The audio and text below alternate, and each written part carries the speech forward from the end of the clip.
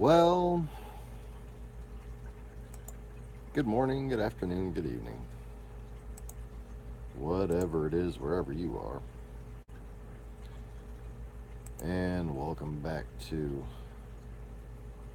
the Easy Reefers Coastal Restoration Club.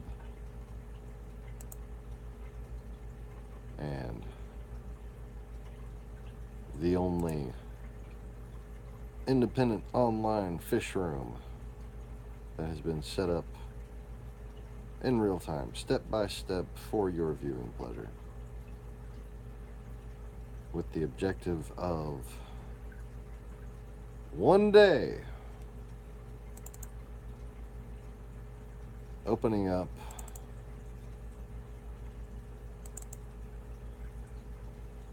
an actual physical location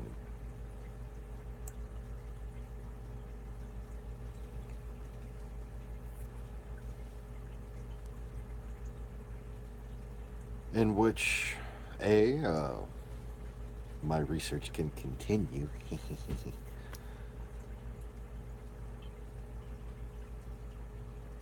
And B,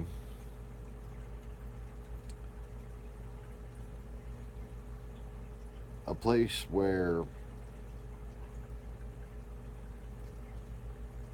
we can make it a hobbyist thing, make it a more public thing, not just an environmentalist thing, but maybe even a fashion home decor thing, to care about coastal restoration, to care about preserving the shape of the landmass of Louisiana, for instance.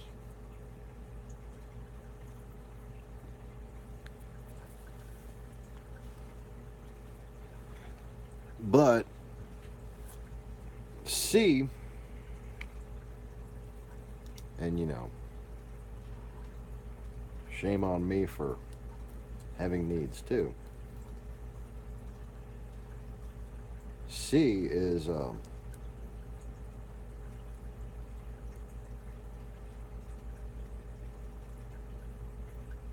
well, when I was in high school, people used to blow a lot of smoke up my ass and tell me that I was going to be a millionaire by the time I was 25 years old. And I've always put forth a lot of effort into everything I've done. I've always been very meticulous, always been very motivated. And I've never felt like I was short on talent.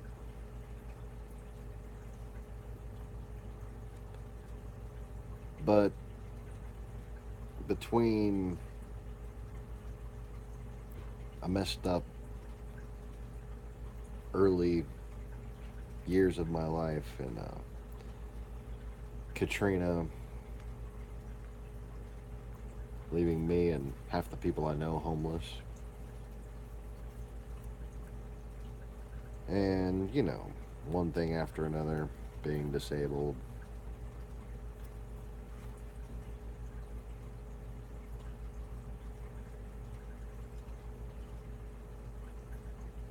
every person who takes their life seriously tries to develop at least one thing that their skills can contribute to society as a profession.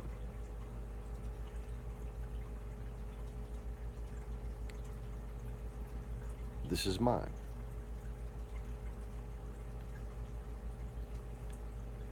Now, my resume includes everything from meticulous cleanup, having been raised as a professional house slave as a child, and getting beaten for missing a spot. Gave me a substantial leg up on work ethics once I entered the professional environment. When I did enter into the professional environment, I wound up becoming a manager of a retail store, grocery store, excuse me, that moved between $270 and $360,000 of merchandise per week. And I was in charge of retail protection at 19 years old. This was after a couple of years of managing during the evening hours, being the assistant manager of a computer repair shop.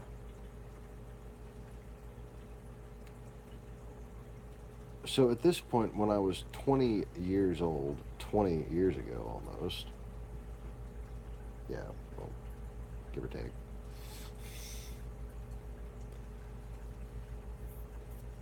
just over 10 years ago, I'm still young, man. At that point, I had experience in management, hiring process, inventory, um, computerized inventory, applying bulk discounts through product lines and tracking them and making sure we didn't lose money off of them, stuff like that. All when I was 19 years old. I started my own computer business, did private and government contracting for a while.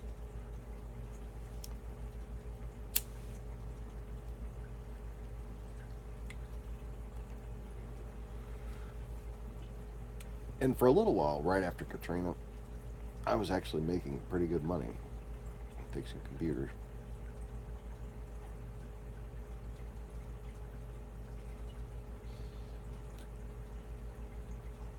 But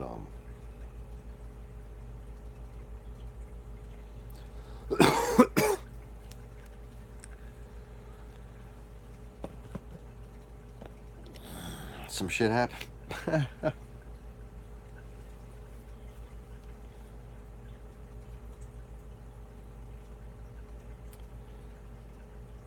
Found out my mom had cancer. Having problems with the car I was living in. The girl I was dating screwed me. Car business.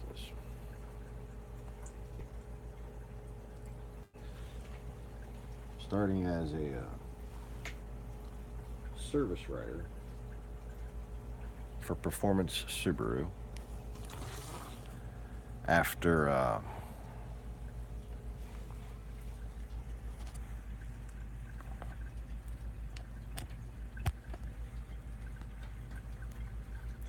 after getting into becoming a mechanic just a little bit by building my own Integra little street tuner.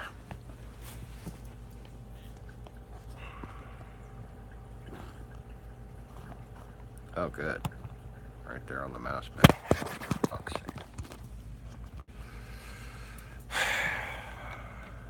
Fucking battery's low, need to plug it in. Okay. That's all we get.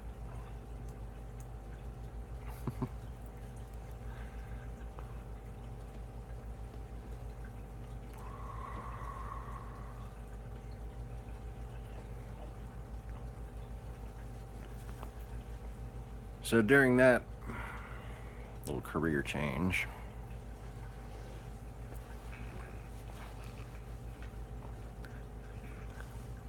I learned about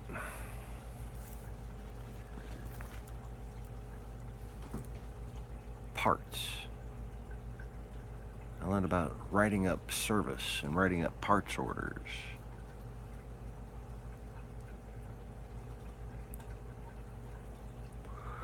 And I learned about how to deal with pissed off customers. Oh, yes. Started to learn how to negotiate. Then I got into car sales. And I really learned how to negotiate. Became sales manager of Z Imports. And I was doing marketing,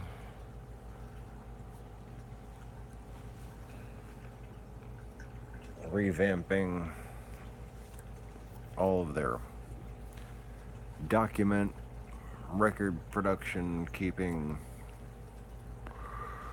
I redid the financial application forms.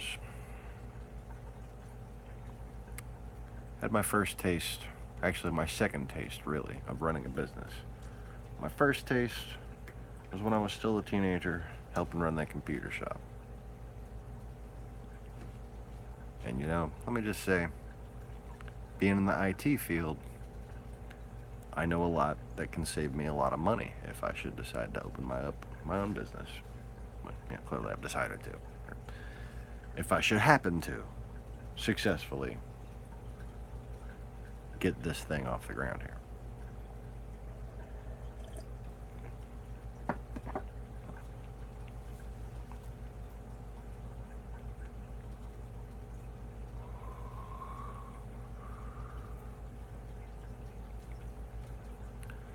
So then I went and worked for Honda and completed Grant Cardone's Road to the Sale training. And I learned more about expediting the buying process and preserving value and basically just proper, well-mannered, honest ways to close a sale.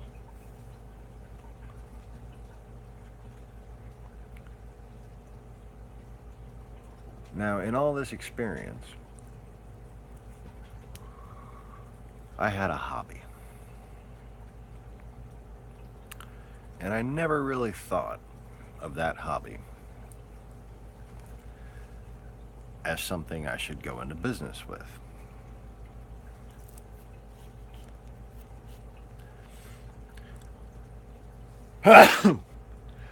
Excuse me. Oh.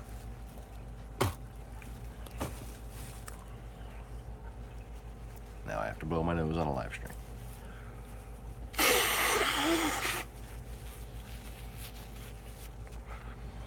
It's okay, nobody's really watching anyways.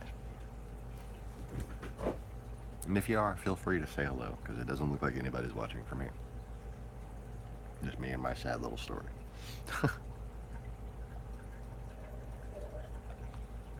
But back to the story. So, you know, I did pretty well selling Hondas until my car's nerves and my nerves both seemed to snap at the same time. They had new management, and I had a bad feeling about the management. Apparently so did my car, because it just started shutting off on me on the highway. That was kind of scary.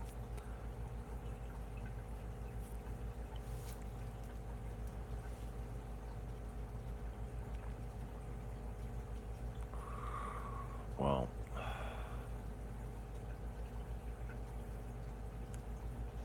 I had planned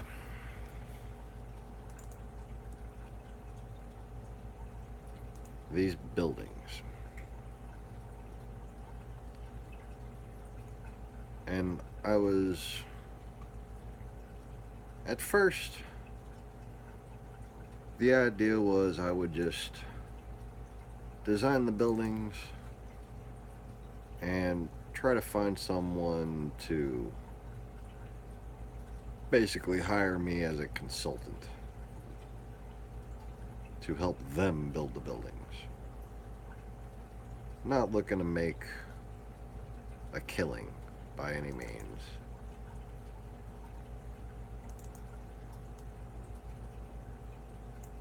But, see, in addition to being able to be configured in flood-proof and wind-proof designs, not through strength, but through aerodynamics,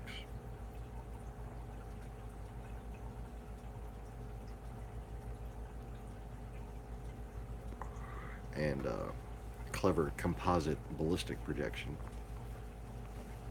that saves money, saves weight, and certainly saves construction time.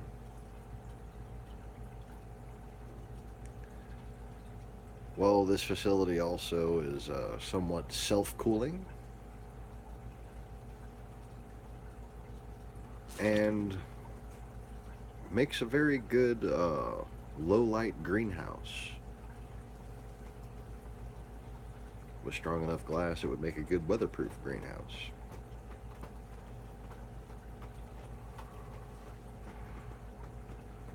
And obviously, that's not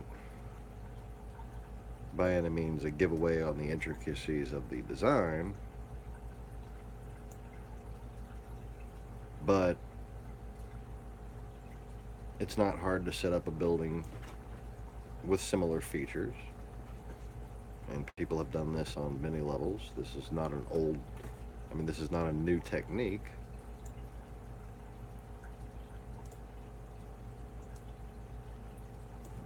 But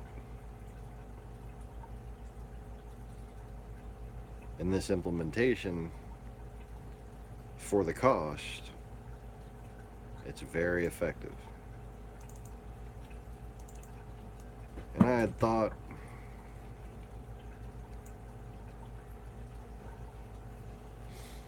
I like restoring cars.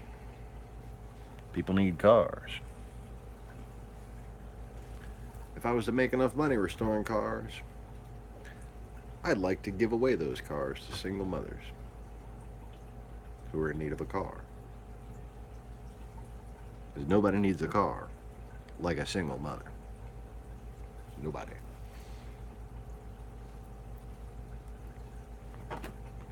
On-call doctors, nobody. President of the United States, okay? Nobody.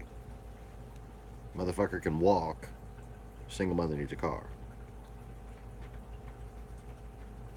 Well, Obama could have walked. Let's face it.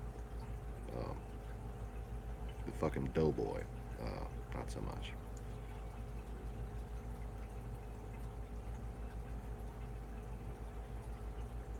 But anyways,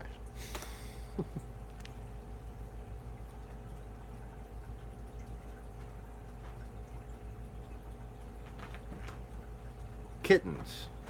Y'all are having too much fun. So Misha has adopted. Well, since I'm distracted, anyways, Misha has adopted the kitten as her own. Like bathes her like it's her kitten, and they just play and have endless fun. Fucking great.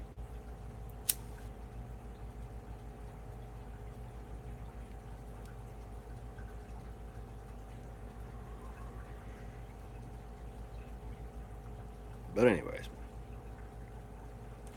so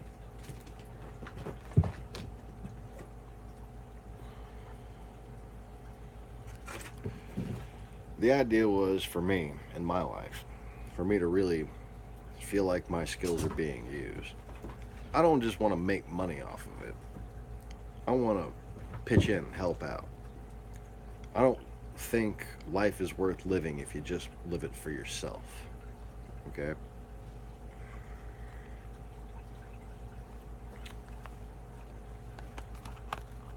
But you see, for me, the car business was relatively new. It was certainly relatively new as a hobby. Yeah, I had 10 years experience at the point at which I started thinking about going to my own business, you know. But still, I had a moment of realization that I might be maybe the best diagnostic accountant, mechanic out of a few hundred, maybe up to 1,000. There might be, you know, for every 1,000 guys, there's another guy who's got the natural intuitive talent to figure out what's wrong with a vehicle and to make it work like new and to improve upon stock and modify something just enough to where anybody would enjoy driving it more than it came from the factory. That kind of thing. 1 in 1,000.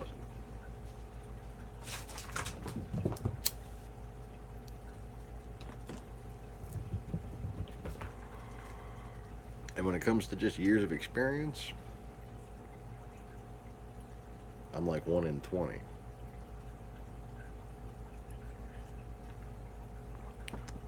Because the people who are successful in the automotive industry, well, they're the guys that grew up doing it, right? Their daddy did it.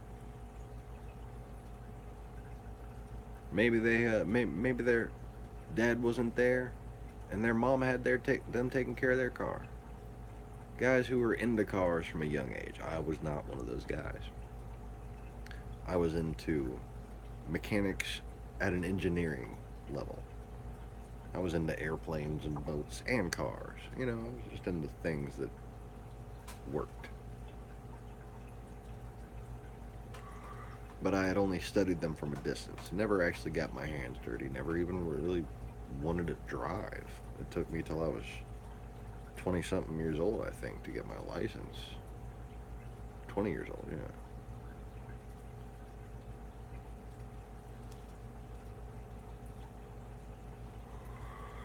But I could have made it work. I had a successful basic executive summary figured out. I had a version of this building specifically designed to keep mechanical restorations from being flooded in the middle of working on them, so that you could still open up a small mechanical restoration shop on cheap flooding land.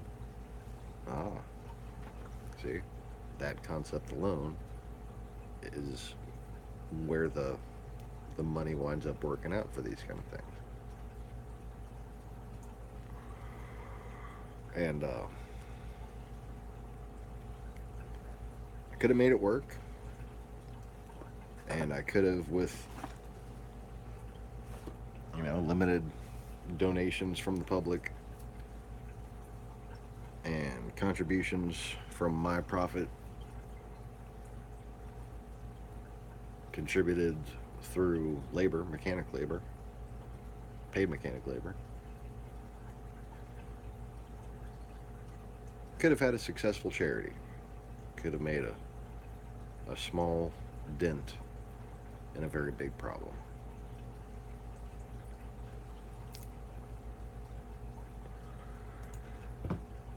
But then I realized early on, while filming videos for this channel, actually,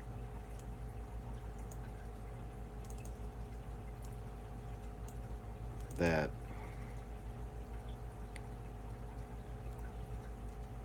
I might be okay as far as mechanics go. I might have a little bit of experience as far as mechanics, just enough experience as far as mechanics go. But there's this other hobby that I had. And it's the hobby that I grew up doing.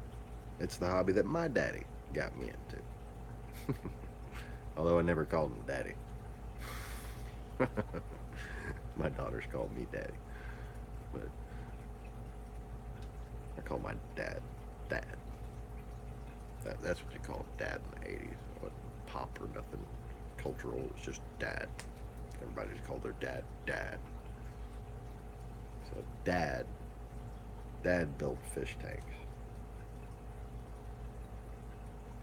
I say daddy, kind of sarcastically mocking myself and the whole concept of it all. But anyway.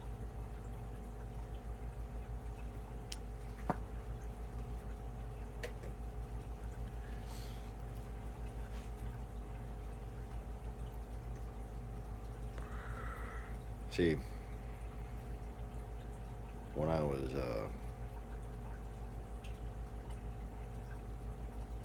just about 9 years old, my dad took the fuck off. And there were two about 10-year fucking increments where he didn't have nothing to do with me for no good goddamn reason. And,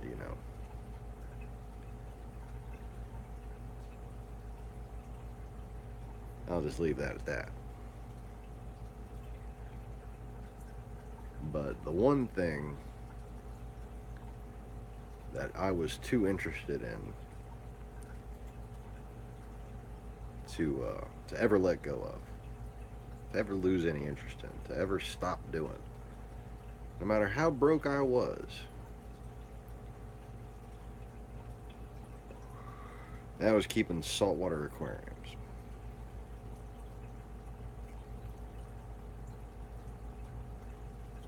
And there's one thing I wanted to do since I was a little kid that I never got to do until I started thinking about turning my saltwater aquarium skills into a business. And that was breeding clownfish. Now, for my other fellow YouTube friends who do aquarium stuff, I wanted to breed clownfish before you knew what a clownfish was. Probably 10 years before you knew what a clownfish was. I wanted to breed clownfish in the 80s. There was this couple, I've talked about it before, my parents, or namely my dad's friend, and his wife, had a little 20-gallon breeder set up, just covered in chlorpa. And they were trying to breed clownfish in there. And I said, wow, you mean they'll actually get them to breed in captivity? It was a new thing. Something that very few people had done before at that point. And I made a determination, long forgotten, that one day I would breed some clownfish.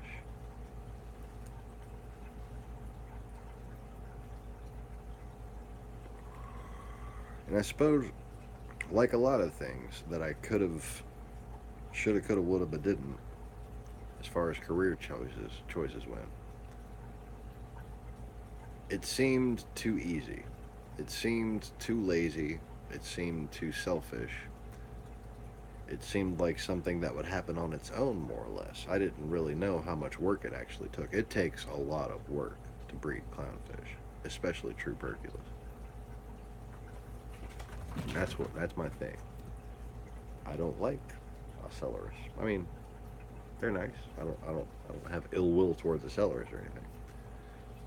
But I prefer a true percula. And everybody wants to breed Ocellaris because they're easier to breed. So I says to myself, self, if you can breed true perculas, that with your 30 years of experience, you might be able to do a little better than 1 in 1,000. In fact, if you can figure out what you're 1 in a million at, you really ought to start a business doing it. You're kind of doing the world and humanity a disservice once you realize what you're 1 in a million at if you don't manage to get it done. Now, this is my 1 in a million. I'm not the most knowledgeable as far as any one particular field. There are certainly better fish breeders than me. There are certainly better SPS keepers than me. There are probably plenty of guys that all around do everything better than me.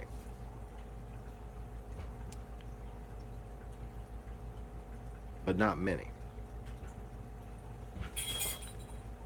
And of those guys, hey, that's enough. Of those guys, how many of them have kittens running around on their kitchen table knocking shit over? No. Of those guys,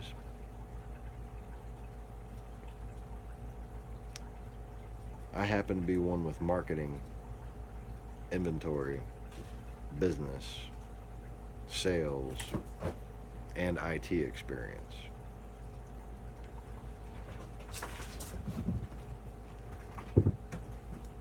And I just happen to be able to design things pretty well.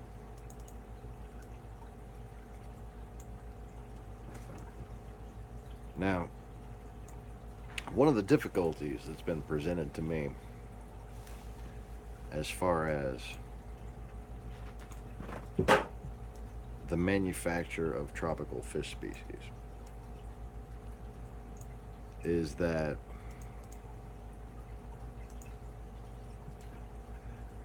you have to do it inland for the most part, because doing it in a tropical environment is risky because the facility could be destroyed. And you know, I had a way to address that problem.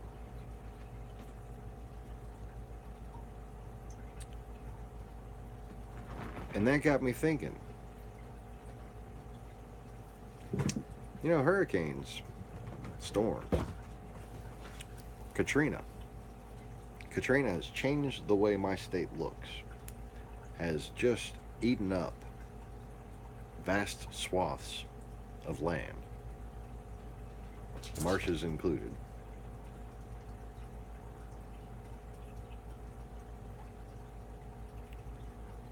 And my method of keeping saltwater aquariums has always been, well, for 15 years, well, pretty much always, I've always had a mixed planted aquarium.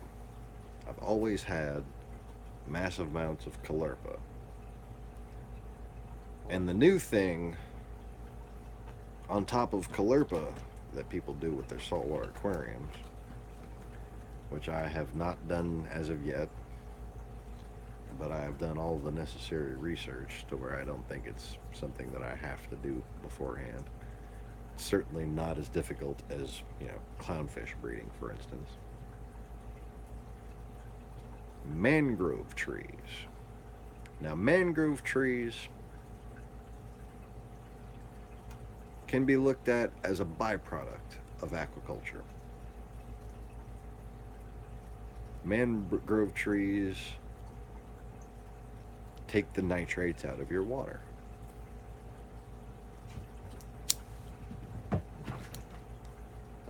And in fact, they're relatively slow growing,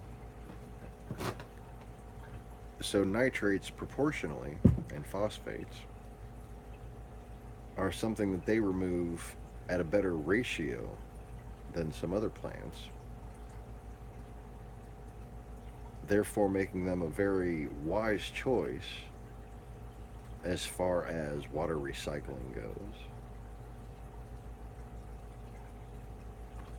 as in a means to reduce water changes. Now, in a home aquarium, that's great. Save you a couple $100 a year, maybe. But in a store like this, a store like I want to open up, sales counter, coral display, fish display, new tanks for sales,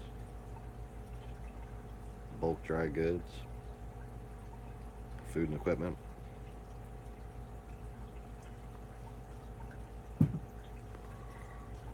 Live food, aquaculture clownfish. You get the idea. And a big 4,000 gallon central aquarium built into the building.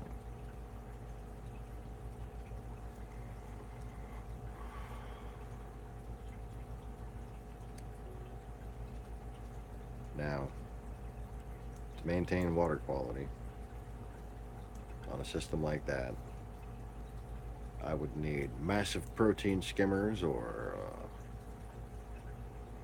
significant, very costly water changes up in the possibly $5,000-$10,000 a year in salt and RODI media.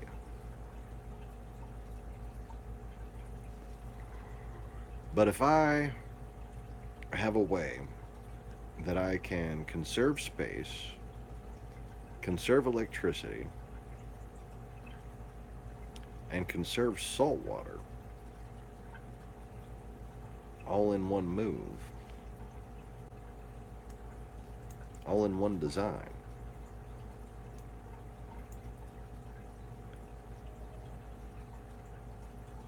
then I can advance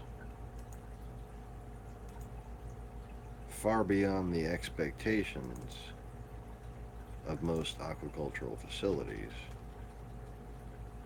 and the byproduct, sunlight, one light, well, these are the longer lights, but one of these small lights for every two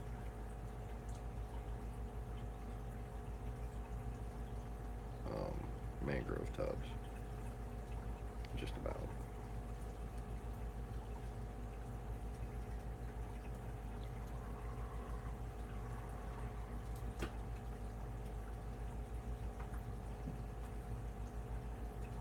And those mangroves, supplied in sufficient quantity,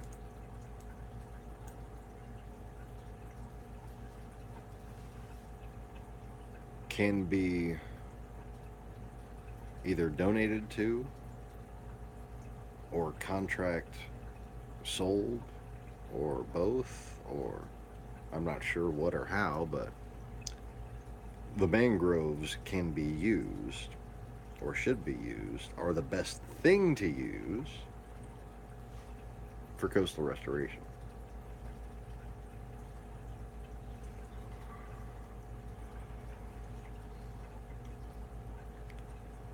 So,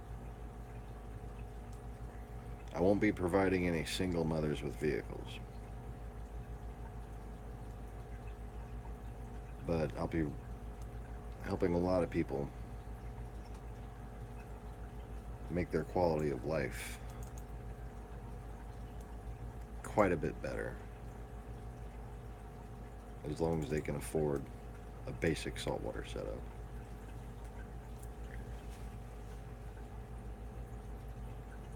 And that's no noble cause. But I'll be doing so by taking as few fish from the ocean as possible, and I'll be giving back to the ocean and the environment in droves. See, what these mangrove trees do, they don't just lock in soil and protect grasslands and, well, inland structures even, once they've been grown in sufficient quantity, from wind erosion and flash flooding. But they also provide one of the most valuable and productive aquatic nurseries. There are hair-like roots that grow from the bottom of the mangroves, and different algae can collect if they extend too long, and microbes, little planktonic crustaceans, just love to live all up in between these little roots. And the roots themselves are actually very nutritious too. And baby fish will go and feed off the roots, and they'll feed off the microbes. And the root structure themselves provides shelter allowing these baby fish to be fed and survive until they're big enough to fend for themselves in open water. So we could increase the production of fisheries. We could increase the overall environmental quality by absorbing fertilizer runoff.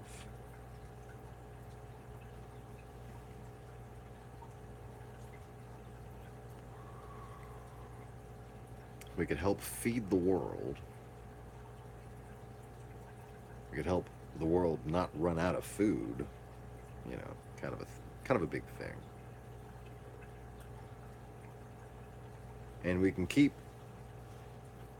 the square footage of Louisiana from constantly going down. And if you can keep that from going down, well, there's a lot of other places in the world that have similar problems. And this needs to be done there. And here's an economical way to do it that's somewhat, actually, should be financially self sustaining. I should have enough profit to donate without accepting donations to the coastal restoration. My donations are going to go towards expanding.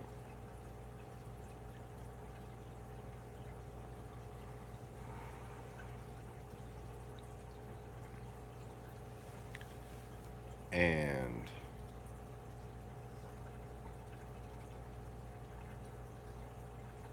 you know, another thing about fish breeding is euthanization of undesirable fish. I don't believe in that.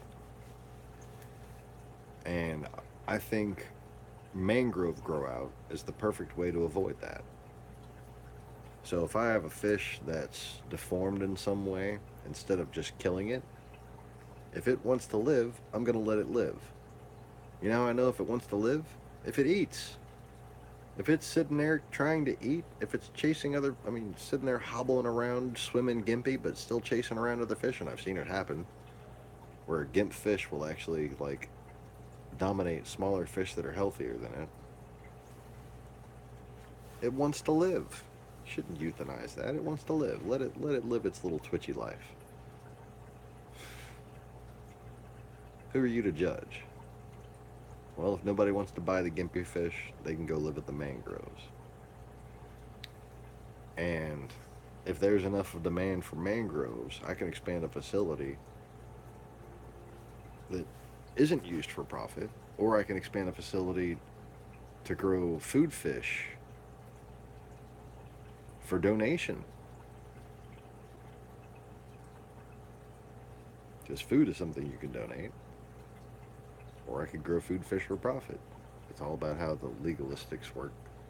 That's something I'm not too familiar with as far as nonprofit organizations and how well they can be integrated with a for-profit entity. But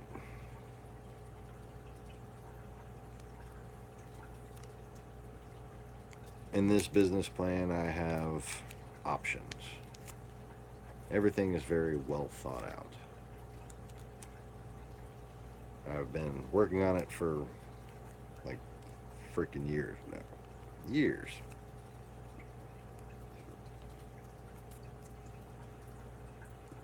And I think one of the things that's going to really make this plan appealing to investors is that I've even planned for failure. That is to say, what happens if none of this market actually shows up? What happens if I can't keep it open?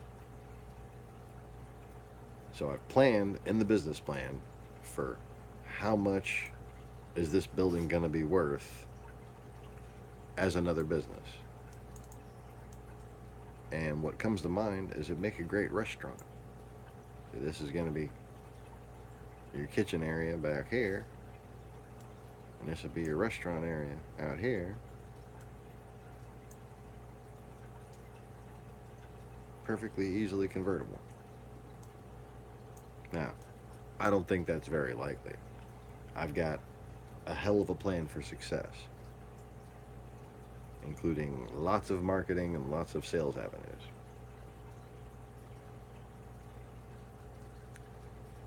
But the reason why I'm showing you all this is because, well,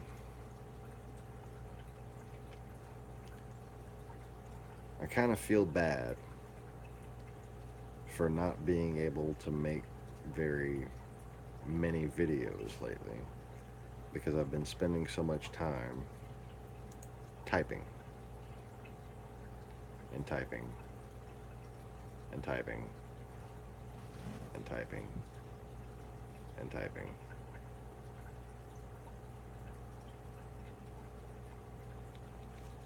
And that's that far.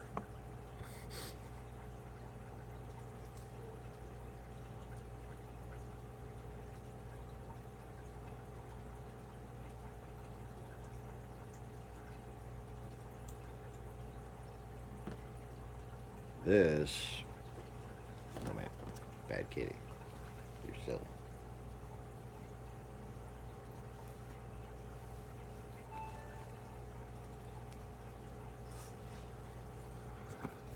This is a kitten.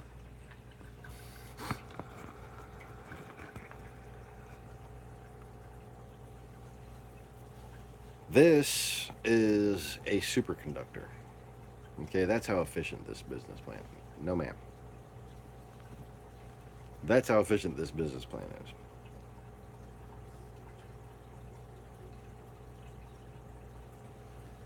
And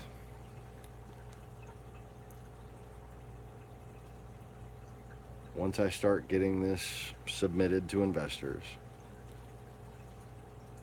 I'll have more time to make videos about how irritating this kitten can be. Would you stop? The phone is plugged in and she's going for the wire.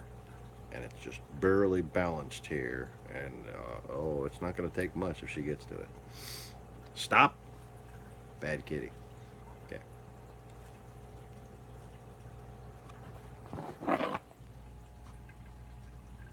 You're a little shit, you know that? But anyways. No, no, no. Stop. Stop. Stop. Bad kitty. She got to the wire. Hey, Max. You know, you might as well just say hello, Sean, because, you know, it's like, hello, everyone. It's just you and me, brother. Stop it. No, ma'am. Fuck's sake. What do you just feel like doing? Everything that irritates me? Bad kitty. Go away. Ah. Anyways. So, here's the deal, folks. And I'm still going to talk to people like, you know, still like it's more than just Max. So don't feel like I'm talking just to you, Max. You just happen to sign in at the point where I'm getting to this point of the video where I pathetically ask for money and inform you of just how terrifyingly broke we are. We managed to pay bills, and we managed to get to the food bank this month.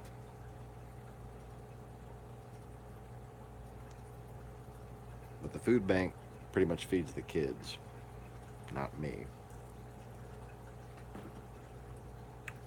And it don't buy cigarettes.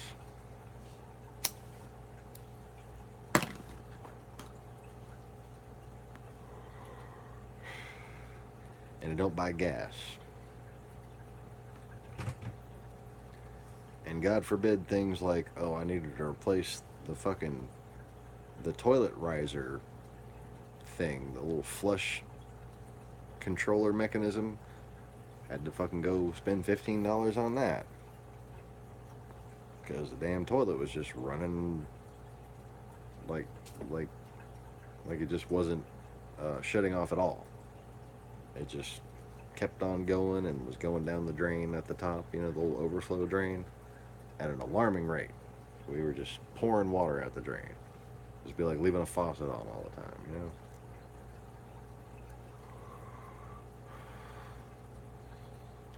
Summertime electric bill is kicking our ass.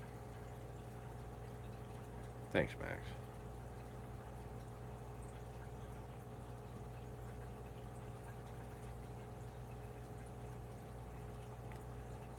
I have been eating one sandwich per day for the past week. Black Forest ham, good sandwich. Horseradish. This shit's delicious. I got it for some Reuben sandwiches a few months back.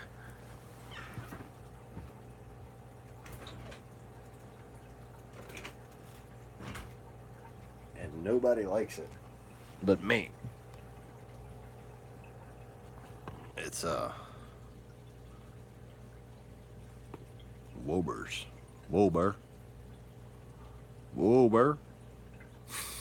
Sorry. Horseradish sauce. Oh, and it's so fucking delicious.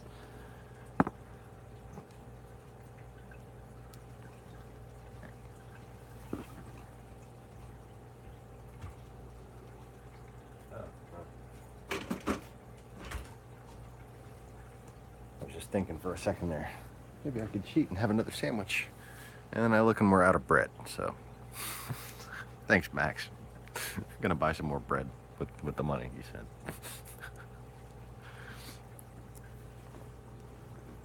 Almost out of milk too, so that's helpful.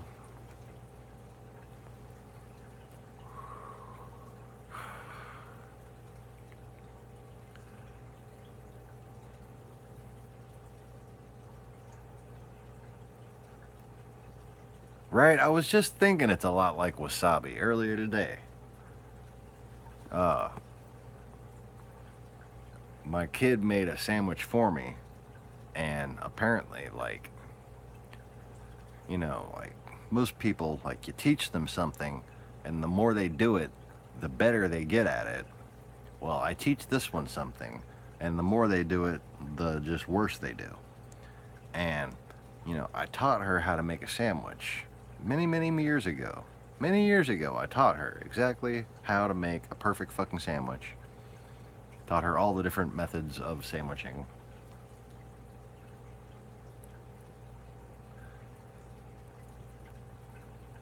And you're supposed to go all the way around the edge with the sauce. And then into the middle. Spiral or a square or something. So it gets on the edges. Well, I take a bite of the sandwich about yay. Okay? Yeah. I'm fucking huge. So I eat a sandwich, it's 9 bites tops.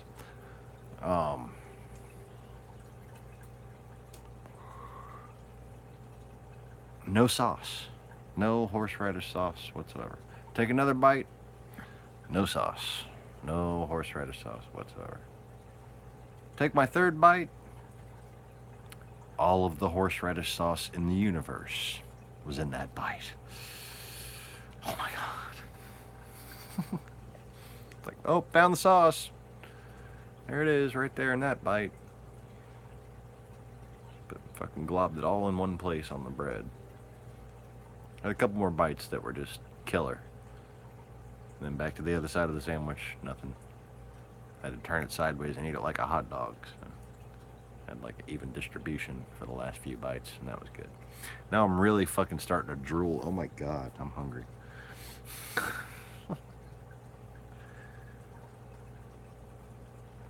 I have one Boost shake that's been sitting there on the shelf.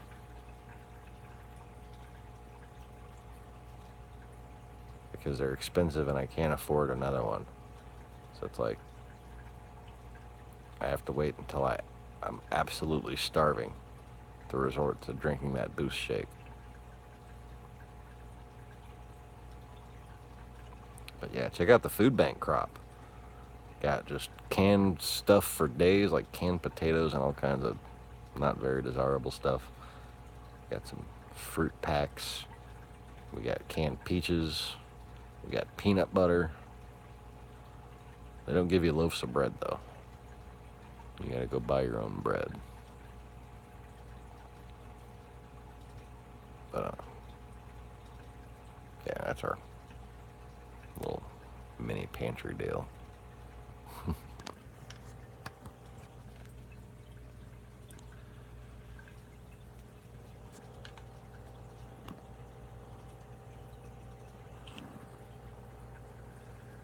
But yeah, oh, wasabi. Oh, I could so go for some fucking crunchy rolls right now. Oh.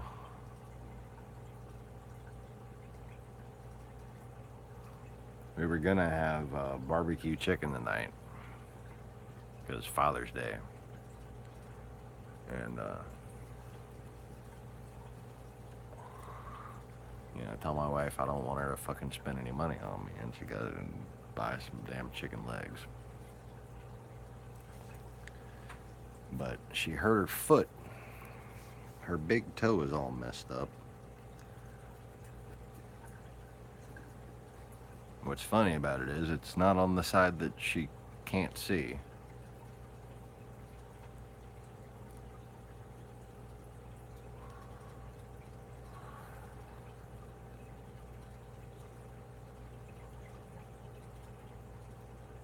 So I just had a sandwich again tonight at about 6 o'clock. That was the only thing I ate all day.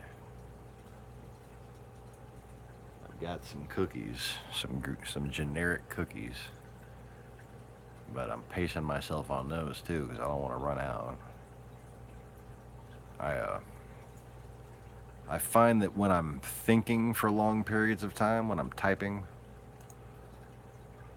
and typing and typing, and typing and typing and typing and typing. This is in the past 24 hours. This is what I typed from here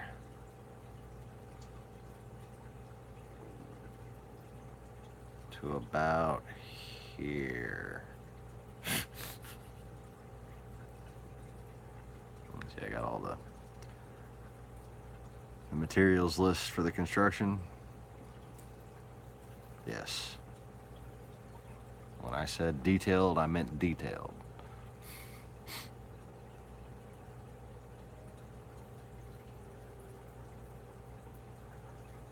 I even impressed my dad. And he'd done shit like that for engineering firm. Like back in the late 70s. He did this for a living, and he was impressed. So hopefully I got something going here. There's my AC units. We're not doing central AC.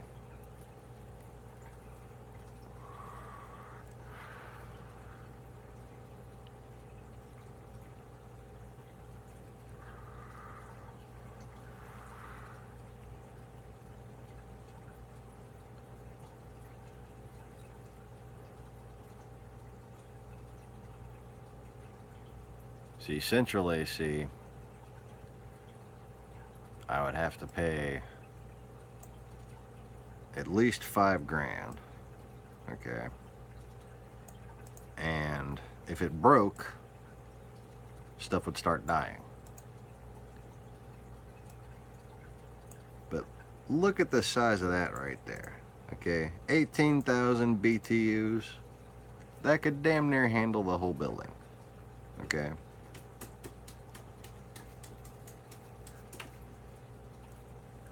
Now it gets hotter around here than it gets cold, so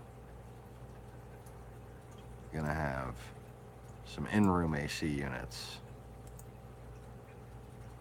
in addition to these two big fuckers. But dual heaters, and one is redundancy. If one went out, The other one would still be sufficient enough for the aquacultural area.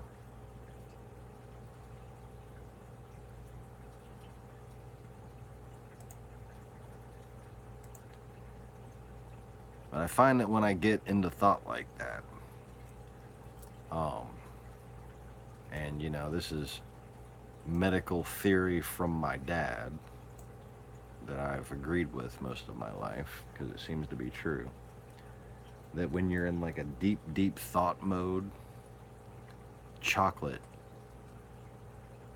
and like sugary carbohydrates can help you not get a headache. It's like your brain needs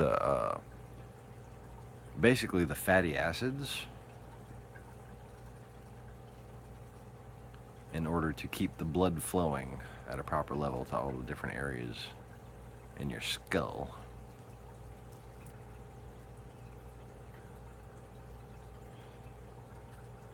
So that's what I do, and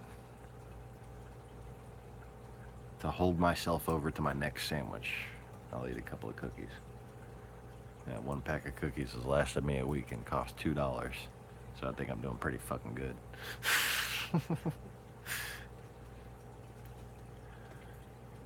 But you can't eat cookies without milk. We're out of milk, so I can't have no damn cookies tonight. Because then I'll get a toothache. Oh, the struggle. But seriously, like, I could survive off of less food.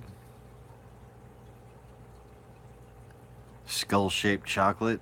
Oh, they were selling skull-shaped chocolate at the across from the bakery.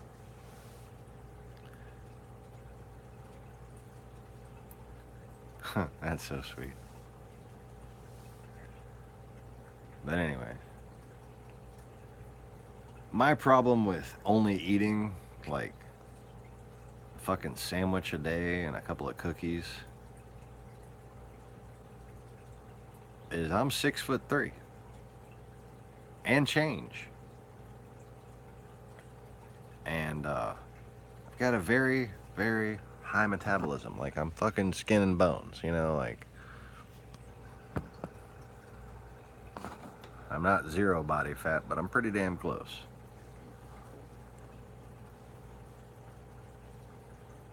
And it's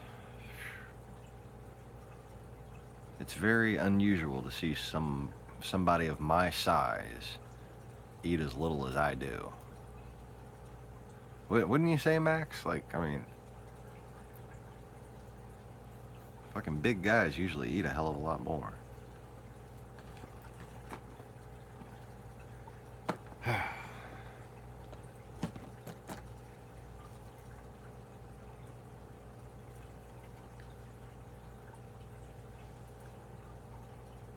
All those cans over there, those are beans and broth.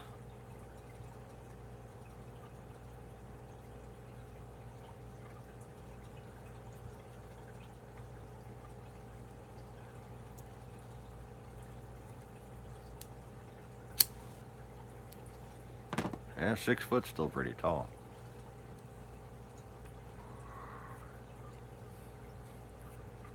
I find that guys with big heads that think a lot, like the physical mass of my brain and the fact that I think so much, I burn up a lot of calories just thinking.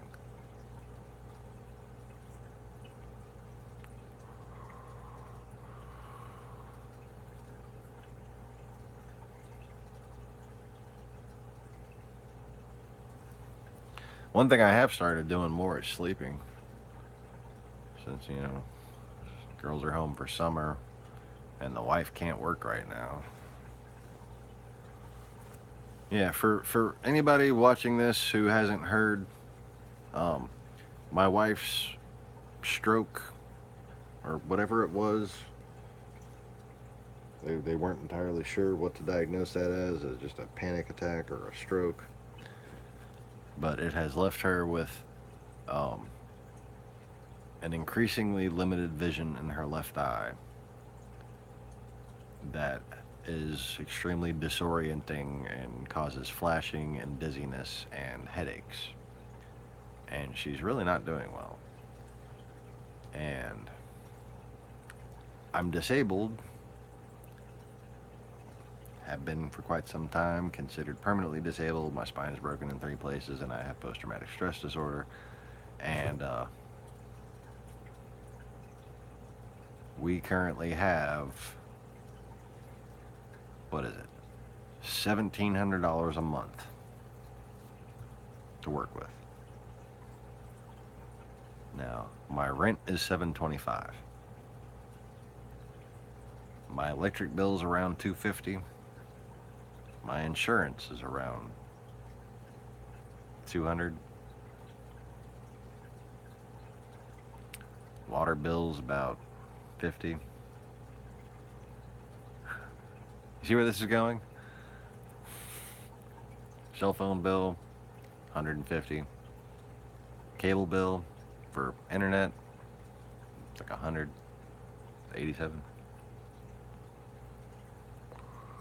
Add Netflix and Hulu, it's $100.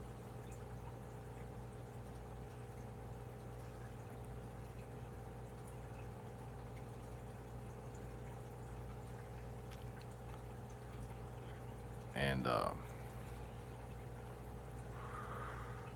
I've considered quitting smoking cigarettes, but I've had neighbors help us out with a couple packs here and there. And well, to give you an idea of what I mean by I have post-traumatic stress disorder,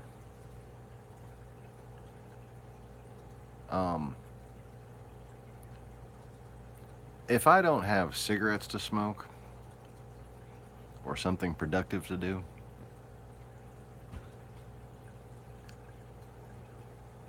it is a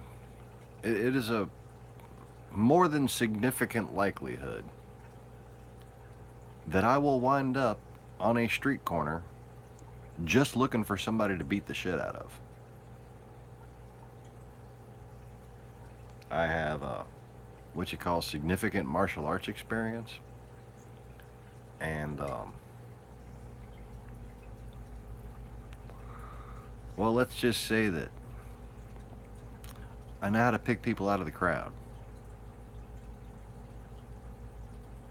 And in fact, if I didn't know how to find assholes,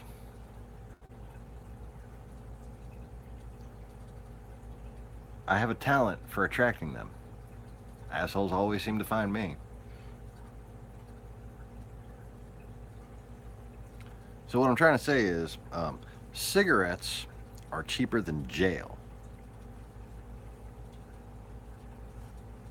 And in addition to that, if I smoke 1 pack a day between me and my wife, which is how much we smoke, by the way. I've had people sit there and talk about me smoking several packs no, never at any point have I smoked several packs a day. I chain smoke during videos because, well, if you were a fucking cigarette smoker, you would chain smoke during videos too. Just like I chain smoke while I'm driving. But I'll go and purposely hold back and try to restrain and slow down the longer I do live streams, or the more we do road trips, or whatever else, if we have like my wife and I get in an argument, we wind up smoking a lot of cigarettes because of that. We wind up, both agreeing to cut back a little bit for the next day. At least, as long as we can.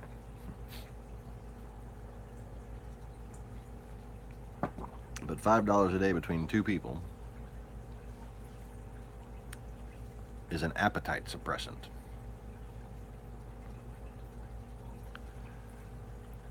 If I didn't have cigarettes, there's no way in hell I would spend less money than that on food. So I could spend $5 a day on cigarettes or $10 a day on food. Because when you don't smoke cigarettes, you want to fucking eat. Whereas me, I take a few sips of coffee, smoke a cigarette, and stop my stomach from growling. Like I'm doing right now.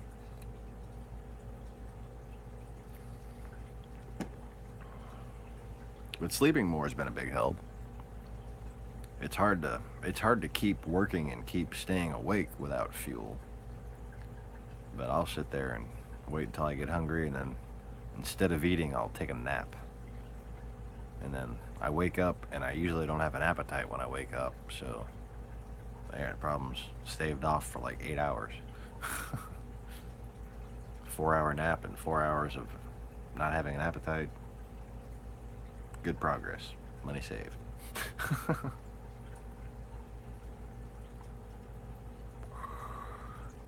Oh, you want to see detailed Max? Speaking of staying awake. Oh, here, I didn't show you that yet. That's pretty detailed. There's the retail section, right? This guy right here. 3 tanks, 2 big tanks, 3 tanks, right? 3 tanks, 2 big tanks. And that is the um, that's without even a wholesale account. Once I get a wholesale account, the prices I'll be paying for these fish will be drastically lower, like 10 cents on the dollar lower. Well, I don't know about that, but like a Royal Grandma will probably cost me like $5 instead of 20, and then I could sell it for 30 instead of 40, and be making more money, or sell it for 25 instead of 30. I'll probably still sell a Royal Grandma for 30, but you get the idea. I'll make more money with like once I'm actually open and I have the business license and everything, but I couldn't get those prices yet. But I think being able to prove that the business was profitable even without the buyer's license is a pretty good fucking accomplishment, right? But that is not the detailiest of the details. I think the most impressive thing I've done is this. This is a schedule showing not only the tasks per half hour,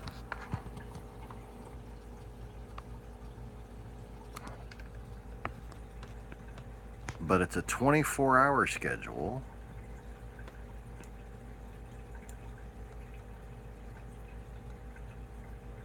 that goes by phases of implementation. So it shows during phase 1, my wife and I taking turns, blue to purple. Okay, so each person is color coded. Me, my wife, store manager, assistant manager. Sales manager gets hired first as a part-time employee in phase 2, and then moves up to full-time in phase 3. See?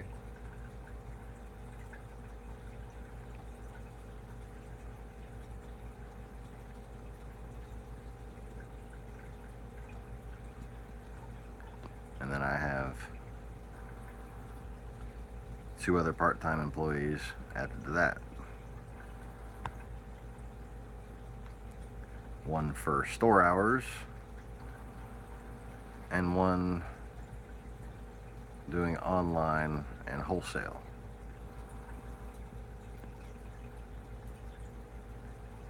And I'm going to be advertising this position as an ideal second job for somebody who wants to keep 2 jobs, or for somebody who's going to school and wants to keep odd hours, because this position will run from 4 a.m.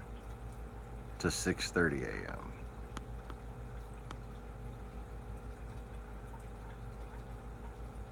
Or, no, 4 a.m. to 7 a.m., excuse me.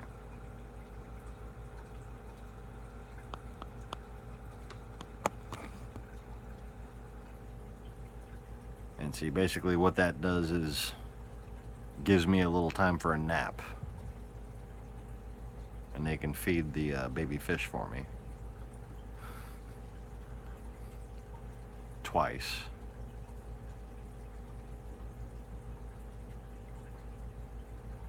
Or actually, no, they only have to feed them once in the middle. So I'm gonna feed them.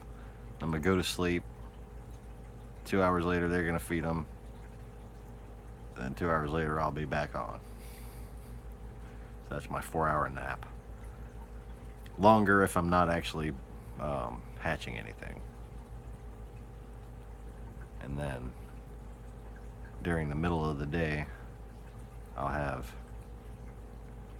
the wife and the future sales manager in phase 2. And then beyond phase 3, I could probably wind up hiring an additional 3 more employees. But that's, as needed and not really necessary to show how well I have this all thought out here. The idea is basically to focus on production in the beginning and to keep initial costs low. So I don't want to hire people that I don't need. I don't want to move people up to full time before I need them full time. And while these phases, phase 1, phase 2, and phase 3, aren't defined in a specific time frame, they're previously laid out implementation phases up here towards the executive summary section. See, phase 1, like during groundbreaking, when there's nothing there, okay, the first thing that's gonna get installed is a septic tank and a trailer. Okay. I have allotted between $12,000 and $20,000 for the trailer and the installation of it. Hoping to find a used or refurbished 4-bedroom. And the reason for the 4th bedroom is because I'm going to move all my present equipment into there and resume production while the facility is being constructed. So assuming that it takes 6 months to build it and a full year to get everything together, permits wise and everything,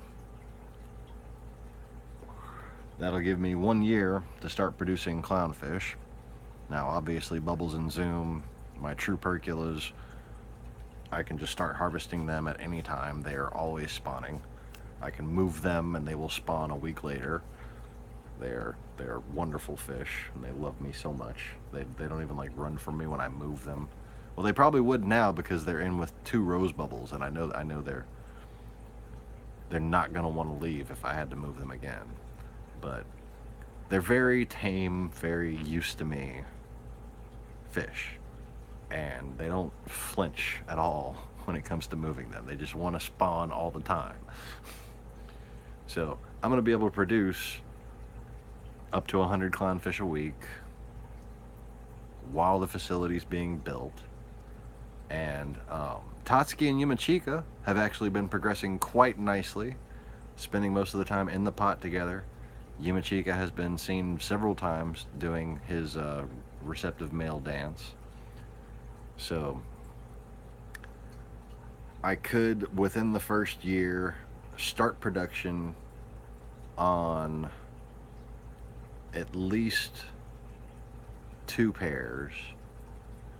I might even have 3 or 4 pairs spawning in the trailer where we're living behind the future facility while it's being built. So that in phase 2, once I'm collecting my retail inventory, I will already have clownfish that I've raised for sale in the store. So once I'm ready to get my shelves full and prep for my grand opening,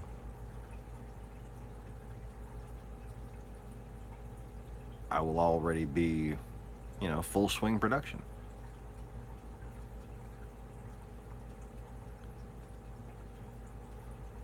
And by phase 3, by a year after the grand opening, we should be turning an annual net of around $95,000 a year.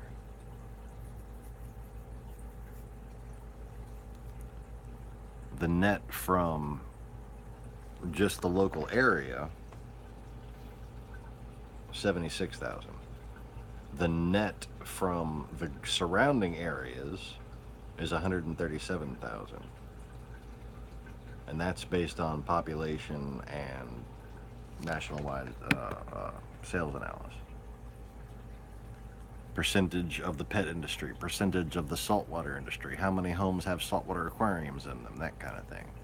I wind up with a specific customer demographic.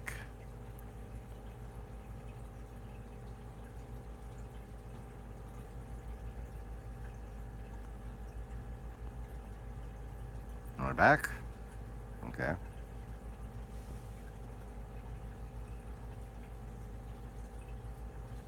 Had a little hiccup.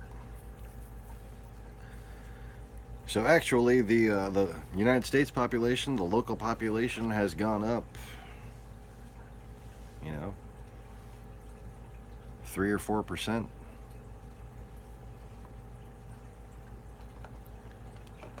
National population's gone up about 2%. Local population's gone up a little higher relative to that. So my predictions, 980 customers, it's conservative. 390 just in the Zachary area, okay? Now, based on experience, I analyze customer habits based upon, broken down into what they spend their money on, and then getting a total amount per year that each customer would spend, and extrapolating one way from that. Okay? And that came up with a similar number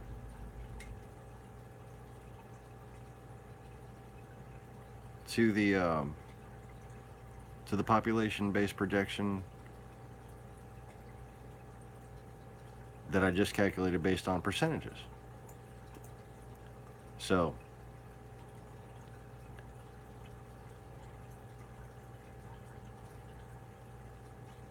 just guessing based on customer habits, basically.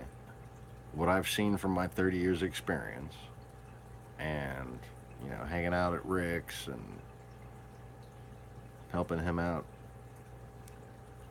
for hours at a time and watching him handle customers, that kind of thing.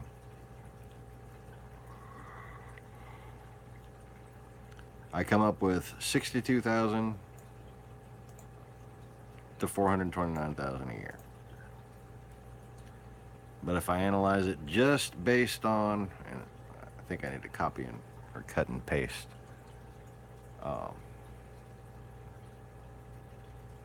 Move that big graphic right here further down to here. But anyways, based on the population,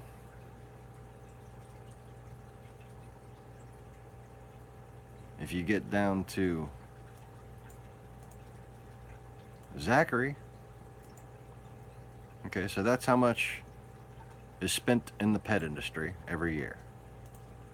That's how many households have saltwater aquariums. So that percentage of the pet industry sales. Okay? And then what percentage of that is around here? And I come up with 76,000 $562.50 per year, which is just over 62,400. So my estimation based on sales patterns came out to be perfectly consistent with just a strict market analysis based on the industry-wide sales. Okay, but if I further want to break it down, we got low spending customers, we got medium spending customers, and we got high spending customers. 4 out of 10 people will spend about $1,500 over 500 years, over 5 years in the hobby. Well, not 500 years in the hobby. If you're in the hobby for 500 years, I want to see how much coralline algae you're growing. But anyway, your name is probably Poseidon, and in that case, it'd be impossible for me to meet you. But anyways,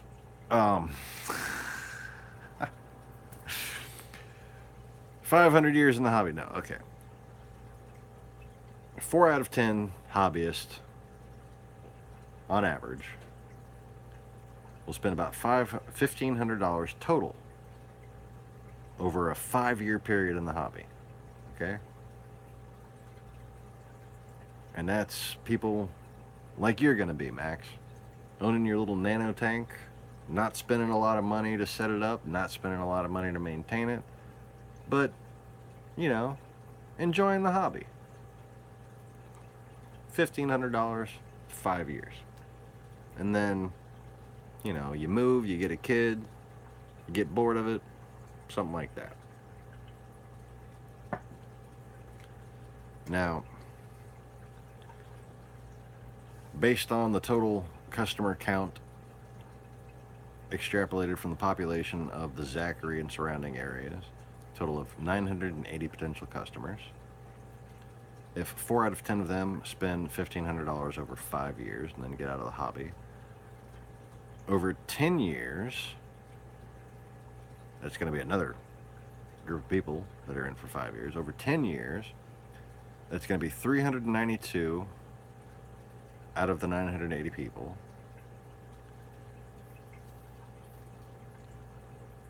In 5 years, they will have spent $588,000. 10 years, that same group of people, even though that group has rotated, they're different people now, they're still spending that money every 5 years.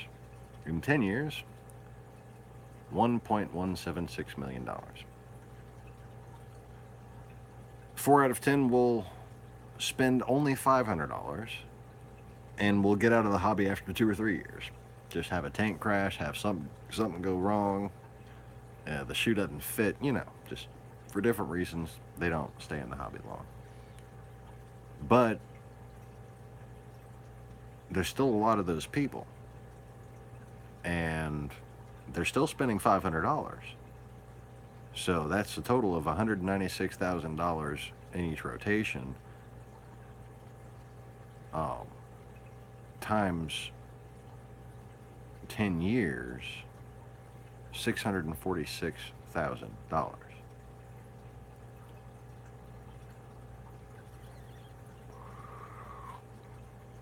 Now, 2 out of 10 are going to be fucking crazy. They're going to be like me or worse.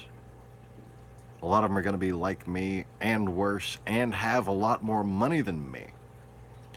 And this $10,000 that 2 out of 10 of these guys are going to spend in 10 years. Oh, it's very conservative. Let me just tell you.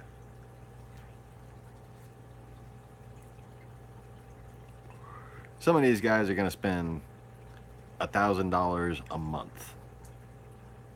Okay? That's going to be 1 out of 100.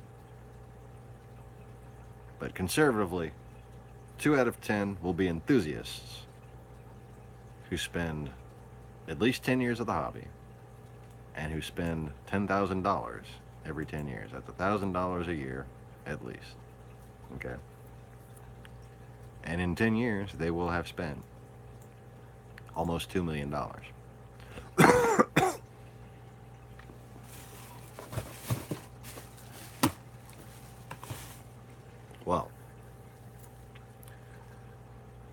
Total gross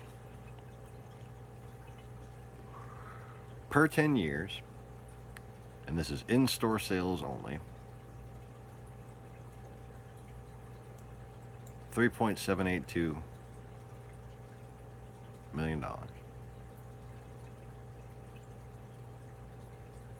Annual in-store sales, extrapolated from that, divided by 10, $378,280 a year. Cost. Now, overall, I have my margins balanced out at 28% general markup. This includes extremely high markup on livestock and extremely low markup on equipment, because I want to save people money and get them into the hobby and make the money off of the stuff that I'm producing. And I don't want to hear people bitch about they can get it cheaper online. So if they can get it cheaper online, it's not going to be much cheaper. That's how I'm going to play things, because I want to do online sales. This is all just counting in-store sales only.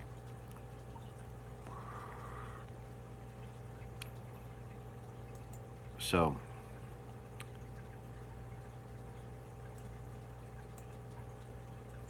my margin, 28% of $378,000 is $105,918 per year. Expenses and salaries,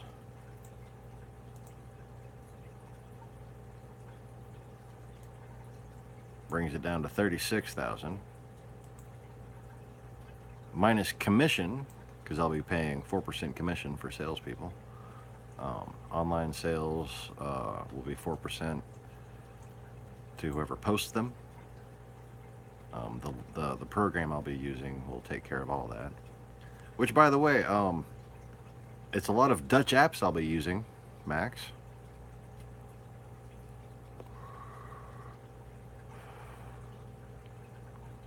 Seems like there's a lot of very talented app developers in your country.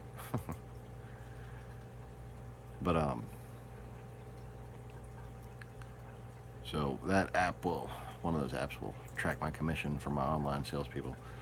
Retail sales are going to be 4%, and wholesale sales are going to be 2%, but this is retail sales only, because wholesale isn't even mentioned here at all.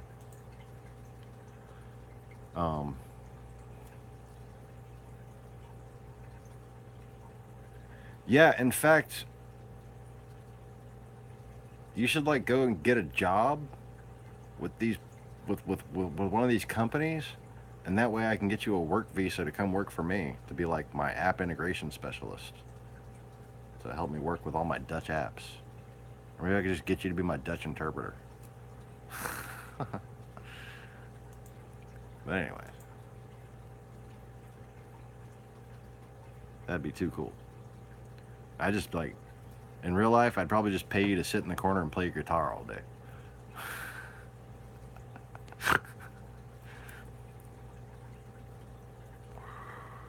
So, $36,322 minus commission payout. So salaries and expenses. Salaries total $36,000 a year. Blah blah blah.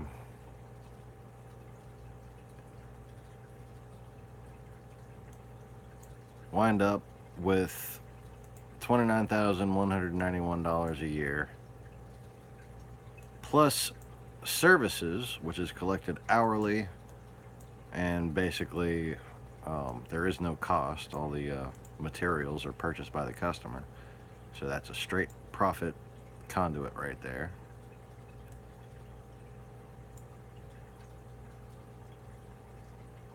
And then wholesale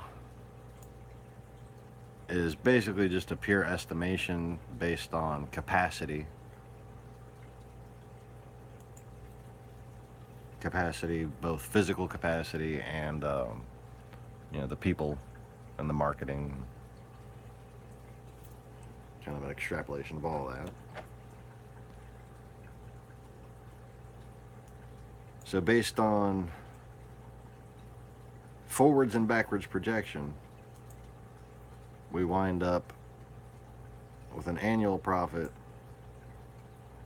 after groundbreaking, after grand opening, after everything's fully functional, $52,751 a year.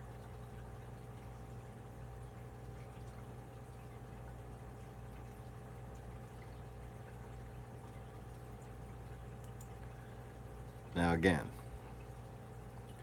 if we look back at the annual numbers, annual in-store sales, 378,000 a year. Okay, that's once everything is fully operational and implemented. Your basic pet store, Zachary, Louisiana, should be expected to do 760,000. I mean, $76,000 in sale per year, plus $214,000 a year within 20 minutes driving range. Now, in this area, I've got a pretty good advantage because there's no other saltwater store for 45 minutes. I mean, like at the end of a 45-minute drive, you find reef coral, and that's the nearest store there is. It's all the way on the other side of Baton Rouge. It's almost as far on the other side of Baton Rouge as I am to the north of it.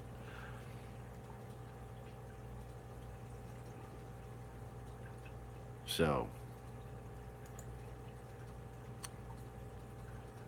76, 214, wind up almost at 300,000 a year.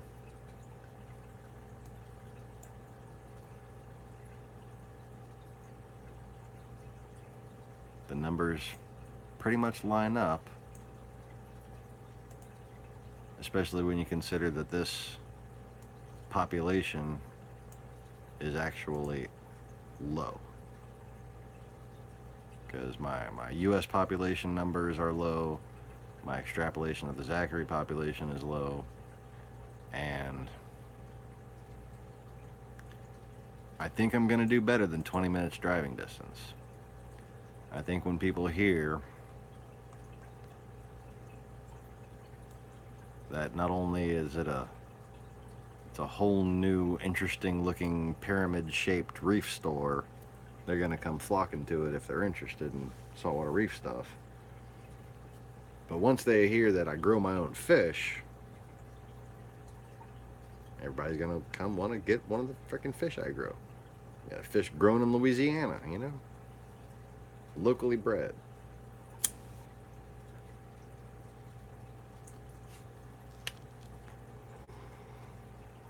But the more different ways I can extrapolate and come to the numbers and show them how I came to the numbers, I figure the better off I am as far as convincing an investor that this is a wise choice.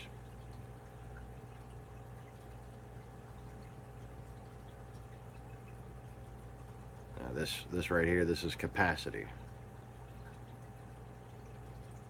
So from groundbreaking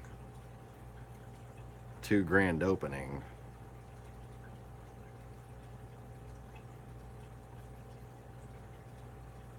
and then as we reach full capacity, once the full stock of different fish that I have breeding are finished growing out and I'm selling them, okay, which is going to take 3 years for some of these Truperculas, okay.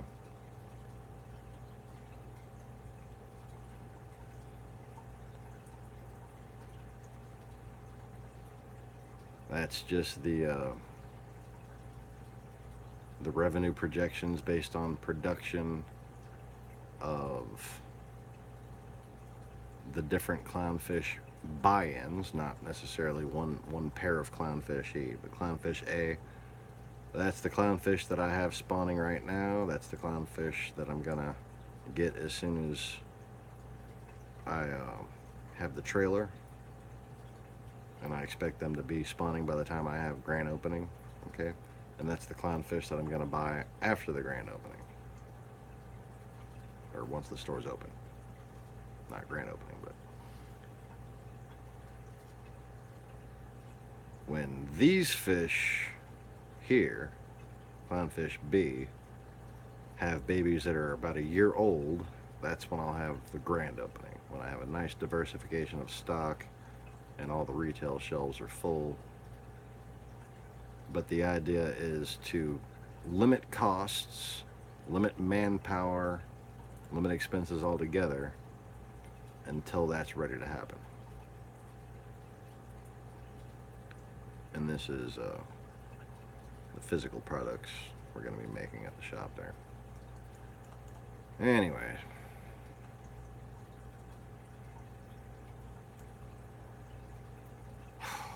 I'm getting hungry again. That sucks.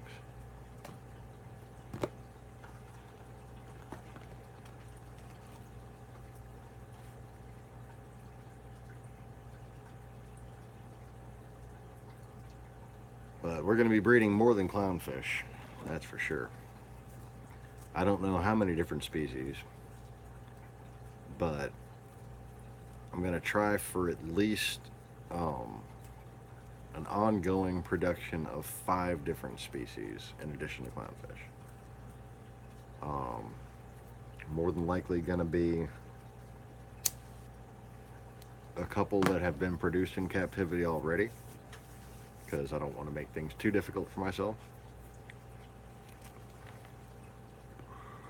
And say, for instance, like a mandarin spawning pair will be kept in one of these pre-harvest collection tubs, so that I can get dual redundant use out of each one of these. And basically, in this big tank, I'm going to have hopefully a pair of angelfish and a group of tangs from the Atlantic.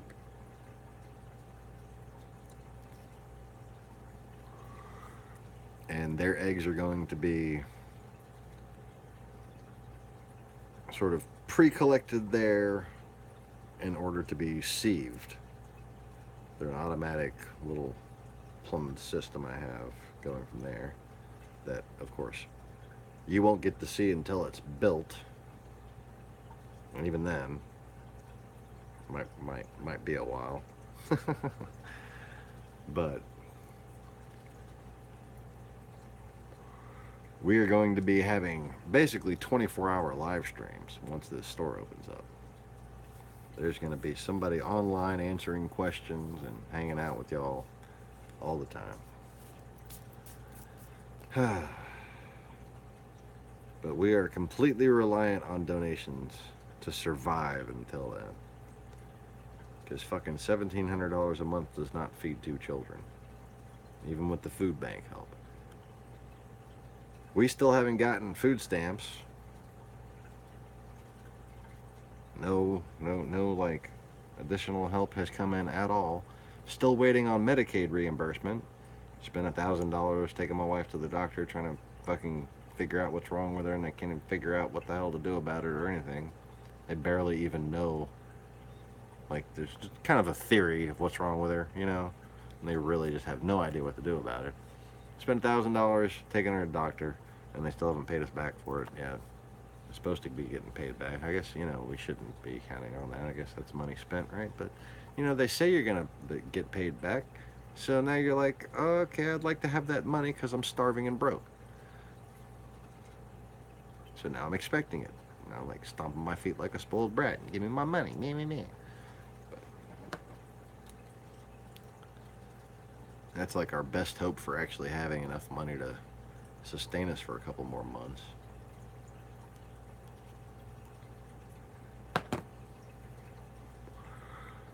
But I did a little experiment where I made some Russia videos public, and my monetization plummeted. It's down $4. It's now down to $10 a month. So I'm gonna have to change that back, I guess, and pretend like it'll do any good. But, you know, there's just no significant revenue happening. Now, once the website is up, And I'm not even sure what the website name is going to be just yet, but I've got a few different options. Um, and I have like backup. I have a backup plan just for the name of this business. And in fact, there's another name for the business I'm still considering plugging into this. But for now, I'm calling it Easy Reefers to match the channel. And once the website is up, all of the product listings are going to link to YouTube videos. So I should get some increased views out of that, hopefully. But until then,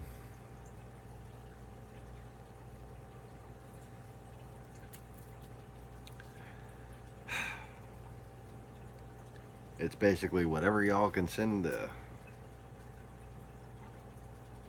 Easy Reefers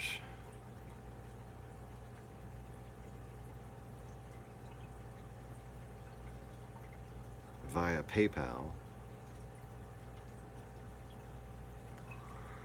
and that's Gmail email account is the send to thing. The Easy Reefers at.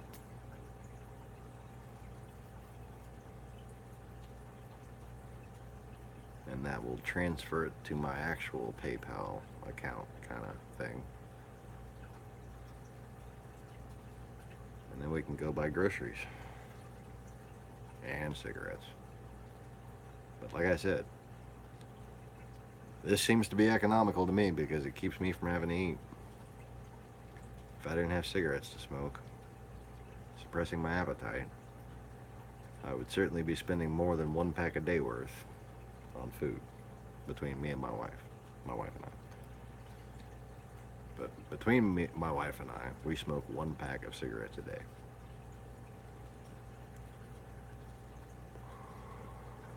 On up to a pack and a half between two of us on a bad, stressful day.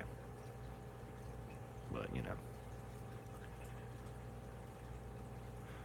it helps me. I can sit here while the kids eat and I don't eat. I smoke a cigarette. And when people are just being fucking morons, instead of beating the shit out of them, I smoke a cigarette. You know, I'm not going to sit here and pretend like I'm not going to spend my money on some fucking cigarettes. But, you know, I think I've at least worked hard enough and earned the right to not be broke, especially for y'all, because I think I've provided y'all with a valuable service these past couple of years. And I think, at least I'm hoping, that y'all believe in this plan as much as I do. Because if we can get it done,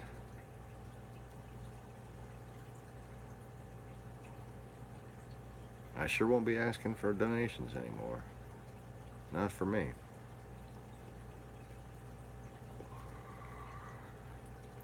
And y'all will have helped me get there.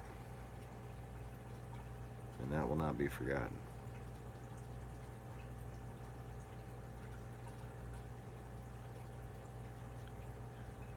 So, please donate if it's been a while since you've donated.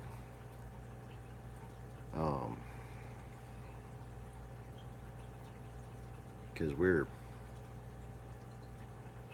just shit broke right now, and it's going to be another.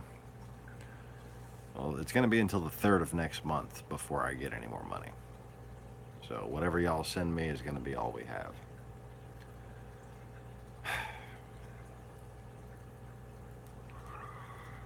Now, tomorrow I'm going to call that guy at the bank that I talked to that said he wanted me to go run for politics, because he said he wanted to see my business plan once I had it ready. And I think it's pretty much ready. I've got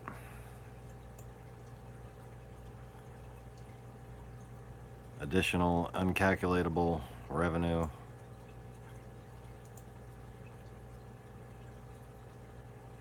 along with a path to recouping losses that doesn't even require me to sell anything.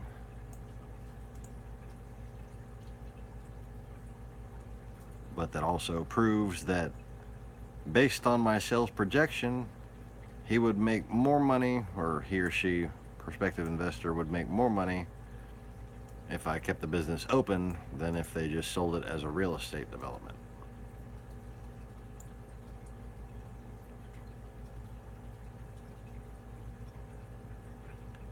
So even at a 14% equity, they would turn a $67,000 profit. And that's if I don't pay back the loan.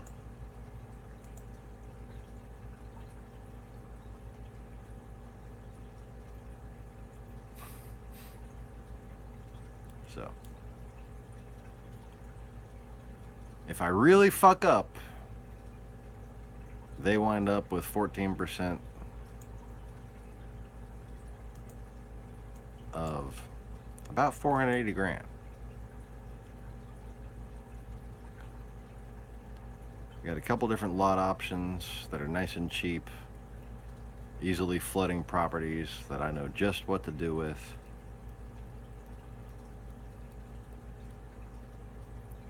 And then on top of that, there's federal and state grants that we're going to be both qualifying for and competing for. There's a competitive grant that's based on innovation, and I think I've got some pretty innovative techniques here.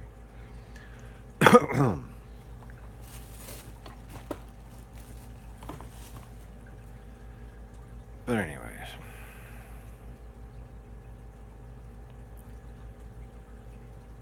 as hard as it was to finish writing this business plan, well, almost finished, just so very close to being finished. Just kind of gotta go through and dot the T's and slash the I's and whatnot.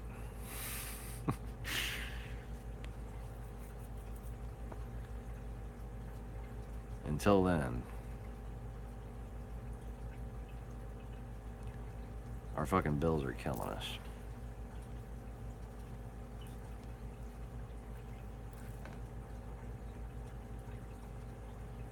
And, damn.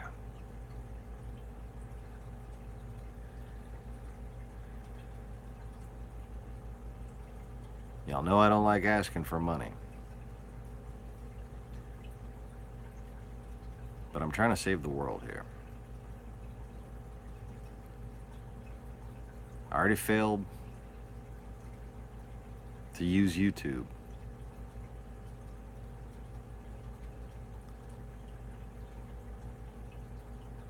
But for all this to be worthwhile,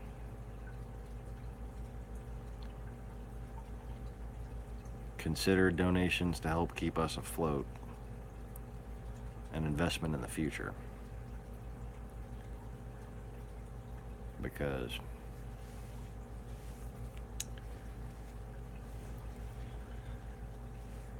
the ripple I want to start here, if it takes effect, not only will the direct contribution I make to coastal restoration, environmental preservation help, you know, it's going to prevent famine, you know. Seems like a good enough thing to be working towards.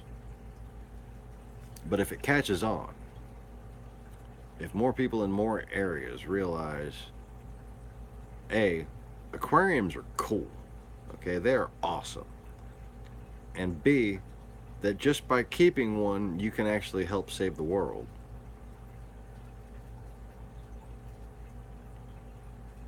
we can have a dramatic shift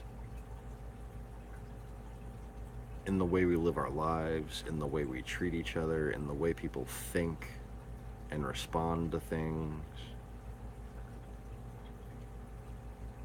Keeping aquariums adds depth, pun intended.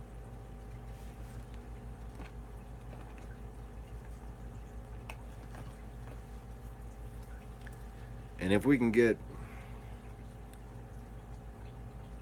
your mom and pop fish store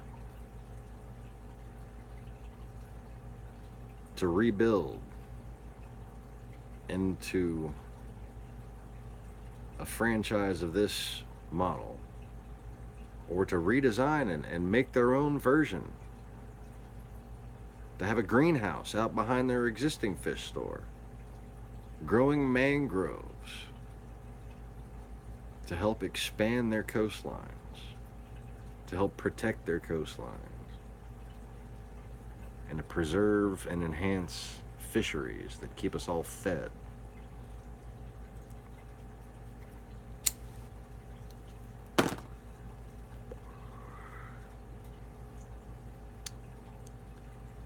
I think it's a cause worth keeping hope alive for, and certainly a cause worth investing in. Now, to that end, I am going to make this promise. We're going to be dividing up an additional 2% equity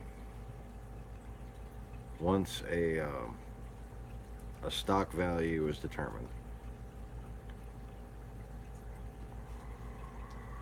And stocks will be divided up among that 2% equity and distributed to the investors that I've had here on this channel. So everybody who sent me more than one payment,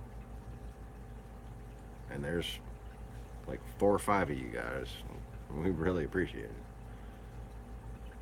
I'm going to find a way to pay you back. I'm going to find a way to give you a permanent stake in this. Okay? Man, I'm as good as my word. Once I say I'm going to do something, if you don't see me getting it done, there's something keeping me from doing it. And with that, I'm going to go ahead and call this a broadcast, people.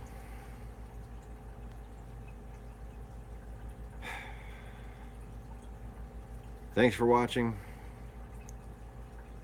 Please feel free to share this video with the title, Help Support a Worthy Cause and a Family in Need.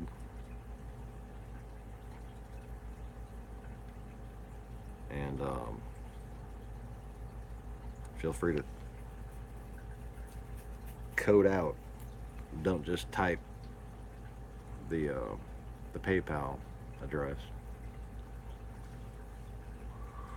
Make it to where it's not too easy to decipher.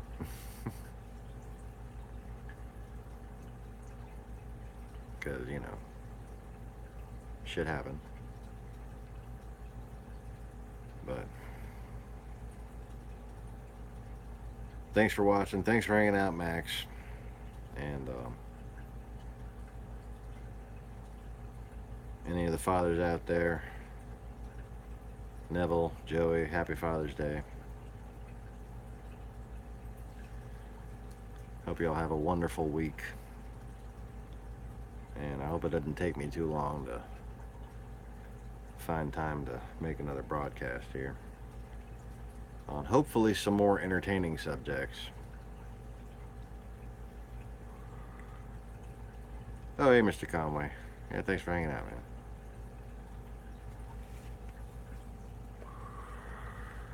man. It's cool to at least know that I got my usual buddies always coming on here. And I hope I'm not too much of a jackass for asking y'all for help, but